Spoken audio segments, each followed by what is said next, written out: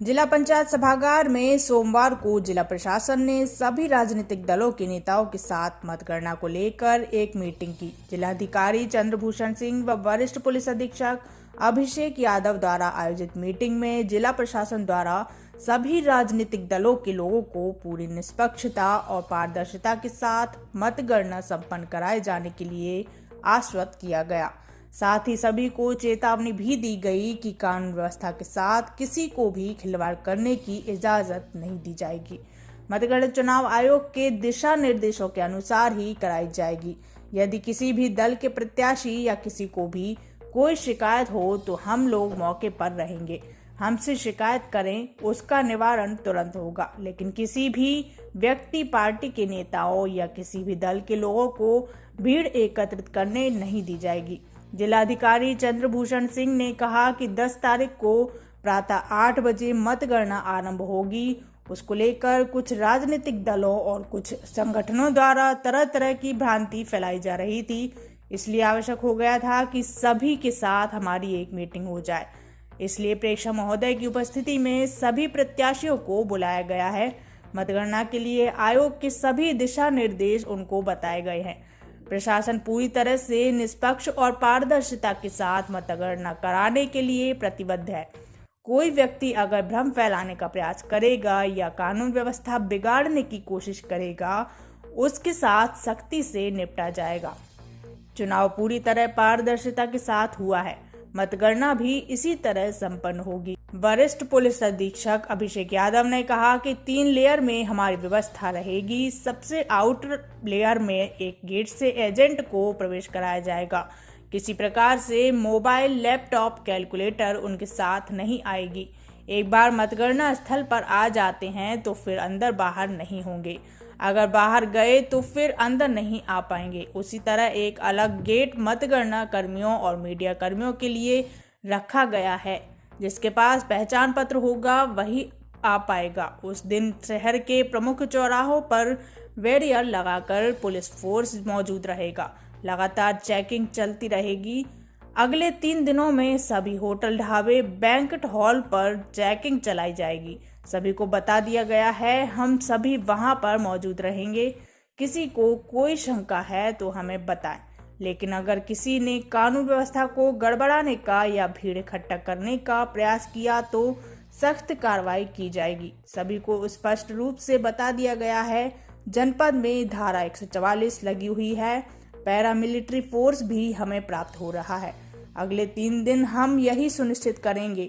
Meeting में दोनों प्रेक्षक जिलाधिकारी चंद्रभूषण सिंह, एसएसपी अभिषेक यादव, मुख्य विकास अधिकारी आलोक कुमार यादव, एसडीएम प्रशासन Narendra Bahadur Singh, ADM finance Ajay Tiwari, SP city Arpit Vijayvargiya, SP crime Prashant Kumar और सभी राजनीतिक दलों के प्रत्याशी एवं अन्य नेतागण मौजूद रहे। मतगणना के लिए किस तरह की व्यवस्था की गई है, किस तरह का व्यवस्था है? देखिए, 10 तारीख में जो मतगणना होनी है उत्तर प्रदेश विधानसभा 2022 के चुनाव की, उसको लेके जनपद मुजफ्फरनगर में त्रिस्तरीय व्यवस्था की गई है।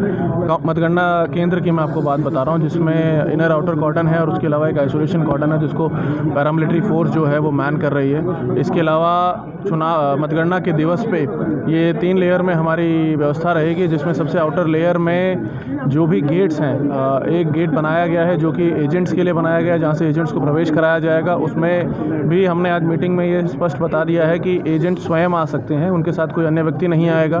कोई mobile phone, calculator, iPad, electronic item, bidi, माचिस, सिगरेट, इस तरह की लाइटर, इस तरह की कोई भी चीज़ उनके साथ नहीं आएगी।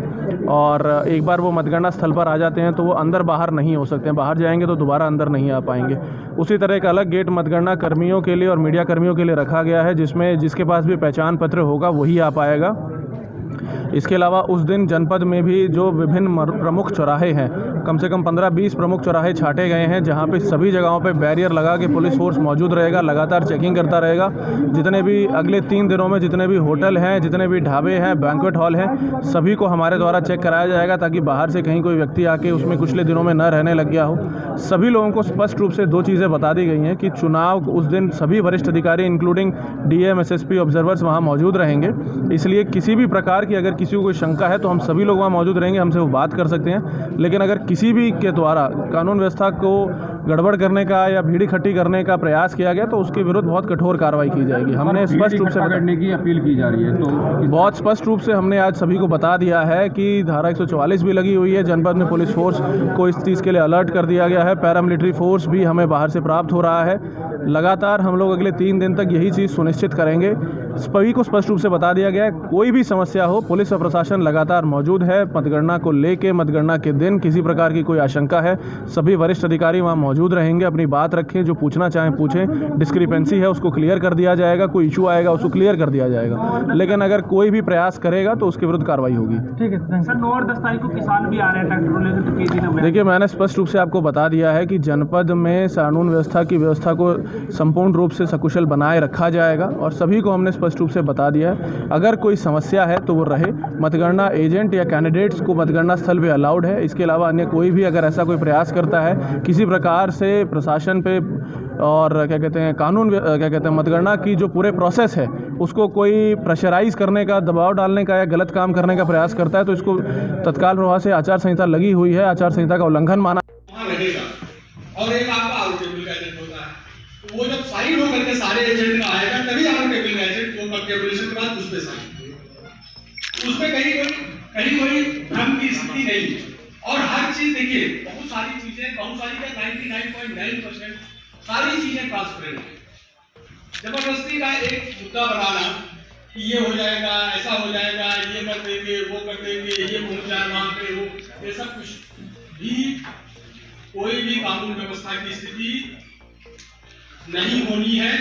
चुनाव बिल्कुल जैसे पारदर्शी तरीके से हुआ है उसी तरह से काउंटिंग भी होगी। इसलिए मैंने कहा कि एक दिन सबको रिटर्निंग ऑफिसर अपनी अपनी अलग मीटिंग कर रहे हैं। तरह की मरमरी चल रही है शहर में, ये चल रहा है, कहीं कोई कुछ बोल रहा है तो कुछ भी बोल रहे। एक समूहा छोड़ कर कैसा हो सकता है, तो वो समूहा खत्म करने के लिए लोगों के दिमाग में कोई भ्रांति लाए। इसलिए मैंने कहा एसएसपी साहब से बात करके कि एक बात संयुक्त रूप में बुला करके हम लोग ऑब्जर्वर के सामने आपको बता दें। ऐसा कुछ नहीं, आयोग के जो आदेश निर्देश है उसी आयोग के आदेश निर्देश के क्रम में आप प्रेक्षक महोदय भी आए हैं ताकि कोई भी अगर चीज आयोग के आदेशों निर्देशों के विपरीत हो तो उस पर आप अपना देख सकें। हर चीज की वीडियो रिकॉर्डिंग हो रही है, हर चीज जो है पब्लिक डोमेन में। नहीं, बिल्कुल 100% प्रशासन एकदम ईमानदारी से काम कर रहा है और चुनाव प्रक्रिया सारी जो है पोलिंग में कहीं कोई हमने नहीं देखी ऐसी कोई बात, और हमें नहीं लगता कि ये जो मतगणना है ये भी ठीक ही होगी। और वो सब लोग बैठे हैं, अगर कोई किसी को महसूस होगा हम लोगों को तो अधिकारी बैठे हैं। और अब तो बेसिकली मैं तो ये समझता हूँ कि जब से ईवीएम आई है जब से तो ये सब बात बची नहीं। हर आदमी के सामने मशीन खुलती है, हर आदमी के एजेंट होते हैं, एक मशीन के जो नंबर निकलते हैं उन्हें कम से कम 20 50 आदमी नोट करते हैं। लगातार जो प्रत्याशी हैं वो आरोप लगा रहे हैं कि कहीं ना कहीं मतगणना वाले दिन कहीं ना कहीं गड़बड़। ये बेसिकली क्या है कि खिस्सानी बिल्ली खंबा नोचे। अब ये सब इनकी जो ना पहले ही ना इस बात का एहसास हो रहा है कि कल को ये तो भाई मतगणना को तो गाड़ी 11 तारीख को मिलनी है। ये बात तो तुम तय मान लो कि ये लोग जो हैं वो जो कही ना डीएम साहब ने भाई 10 खड़े हैं जीतेगा तो एक। अब जो 9 हारेंगे वे तो वो ईवीएम को गाली देंगे, प्रशासन को गाली देंगे, चुनाव आयोग को गाली देंगे, अधिकारियों को गाली देंगे, बेईमानी बताएंगे। तो मैं समझता हूँ नेता राकेश टिकैत बार अपील कर रहे हैं कि भारी भीड़ जमा हो, क्या क्यों विश्वास नहीं हो? राकेश टिकैत की बात राकेश टिकैत जाने, क्या ये उचित है? कोई प्रक्रिया चल रही है उसमें इस तरीके के बयानबाजी करना, ये खामखा की न्यूसेंस वैल्यू फैलाने की बात है, अराजकता फैलाने वाली बात है। मैं तो नहीं समझता कि ना कोई भीड़ आएगी और ना ही इस तरीके की बात होनी चाहिए। सब चीज़ जो सी शांतिपूर्ण तरीके से हो रही है वो शांतिपूर्ण तरीके से ही होनी चाहिए। वीडियो को लाइक करें, शेयर करें और चैनल को सब्सक्राइब करें। खबरों के नोटिफिकेशन के लिए बेल आइकन दबाना न भूलें।